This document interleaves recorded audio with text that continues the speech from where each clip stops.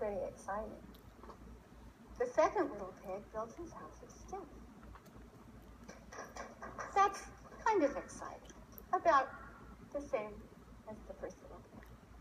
The wolf comes along and blows the second pig's house down and eats him. Then he tries to blow down the house of the third little pig. That's a little more exciting, isn't it? Now he offers to take the pig to the turnip field, but the pig outsmarts it. That's a little more exciting. Then they go to the apple orchard where the pig almost gets caught, but still outsmarts the wolf.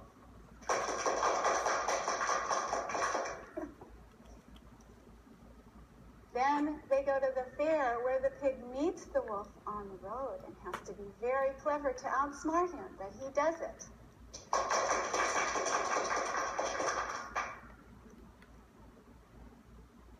Finally, the wolf jumps down the chimney and we think he's going to get that pig for sure, but he falls in a pot of boiling water.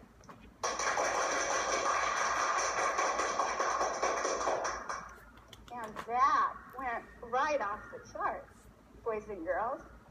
Now, the pig eats the wolf and he lives happily ever after, so that ends the story, and we can start right back down here. Now we're going to connect the dots, connect the events to create the story and show you what the graph of the plot looks like.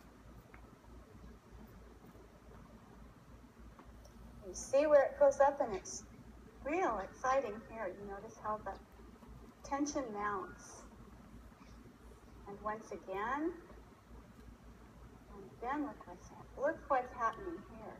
It gets more exciting and more exciting and more exciting until the very, very most exciting part of the story that we call the climax, and then it has a happy ending. And we all go home very happy. And look at that, and when you are graphing your own stories, your stories should look very similar to this, so that it builds, and it builds, and it should have the most exciting parts right about here. And then it should have a nice ending.